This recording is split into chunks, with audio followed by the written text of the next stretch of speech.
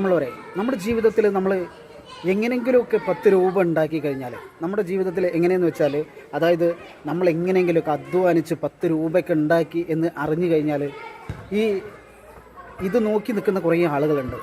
ഇവൻ എങ്ങനെ ഉണ്ടായി, എന്തുകൊണ്ടുണ്ടായി എന്നൊക്കെ അവൻ്റെ നിന്ന് പൈസ തട്ടിപ്പറിച്ച് വാങ്ങുന്നതൊക്കെ നമ്മൾ ഒരുപാട് കണ്ടിട്ടുണ്ട്. ചിലപ്പോൾ ബാങ്കിൽ നിന്നൊക്കെ പൈസ എടുത്ത് വരുന്ന ആളുകളെ നമ്മൾ പിന്തുടർന്നിട്ട് ആ പൈസ തട്ടിക്കൊണ്ടുപോകുന്ന രംഗങ്ങളൊക്കെ നമ്മൾ ഒരുപാട് കണ്ടിട്ടുണ്ട്. പക്ഷേ അങ്ങനെ ഒരു സംഭവം ഞാനിതുപോലെ കാണാനിടയായി. കാരണം എന്താണെന്ന് വെച്ചാൽ, ഒരാൾ ബൈക്കിൽ പോയിക്കൊണ്ടിരിക്കുമ്പോൾ അവനെ പിന്തുടർന്ന് ഇതുപോലെ പൈസ ഒക്കെ തട്ടിയെടുക്കുന്ന കുറച്ച് കള്ളന്മാർ വന്നിട്ട് അവനെ പിടിച്ചു വെച്ചതിന് ശേഷം അവൻ്റെ കയ്യിലുള്ള സ്വത്തുക്കളും അവൻ്റെ പൈസയും എല്ലാം തട്ടിപ്പറിച്ച് വാങ്ങി. അതിൽ ആ വ്യക്തി ഒരു എന്തെന്നാ പറയുക, ഒരു പാവത്തെ പോലെ നിന്ന് കരഞ്ഞു. ആ വ്യക്തി ഒരു പാവത്തിനെ പോലെ നിന്ന് കരഞ്ഞു. അപ്പോൾ ഈ കരഞ്ഞപ്പോൾ ഈ പൈസയും സ്വത്തുക്കളൊക്കെ എടുക്കാൻ വന്ന ഈ വ്യക്തി ഒക്കെ കൈക്കലാക്കിയിരുന്നു. പക്ഷേ ഇയാളെ കരച്ചിൽ കണ്ടപ്പോൾ ഈ പൈസയും സ്വത്തുക്കളൊക്കെ രേഖകളൊക്കെ അടങ്ങുന്ന ബാഗ് തിരിച്ചു കൊടുക്കുകയാണ്. തിരിച്ചു കൊടുത്തിട്ട് ഈ എടുക്കാൻ വന്ന ആളത്ത് ഉള്ള കയ്യിലുള്ള പൈസയും കൂടിയും ഈ കരഞ്ഞ വ്യക്തിക്ക് കൊടുക്കുകയാണ്. അപ്പോൾ ഇത്രയ്ക്കുള്ള നമ്മുടെ മനുഷ്യന്മാർ.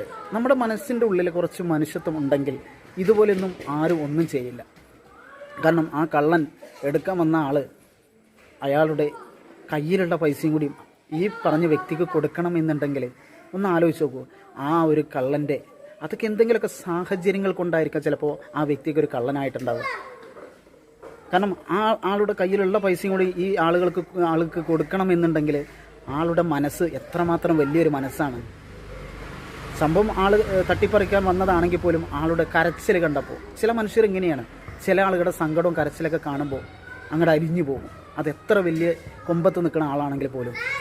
അങ്ങനെ ഒരു സംഭവമാണ് ഇത്. കാരണം എന്തിനാ മറ്റുള്ളവർ അധ്വാനിച്ചുണ്ടാക്കിയ പൈസകളും മറ്റുള്ളതൊക്കെ എന്തിനാ നമുക്ക് നമ്മുടേതായിട്ടുള്ള ഉണ്ടാക്കിയ പൈസ പോലെ നമുക്ക് ജീവിക്കാനും, അത് ഉള്ളത് കൊണ്ട് ഓണം പോലെ എന്ന് പറയുന്നത് പോലെ നമുക്ക് ജീവിച്ചാൽ പോരെ. മറ്റുള്ള ആളുകളെ തട്ടിപ്പറിച്ച് വാങ്ങിയിട്ടും അതും ഇതൊക്കെ ആയിട്ട് പലതരത്തിലും ഉണ്ടാക്കിയിട്ട് എന്ത് കാര്യം?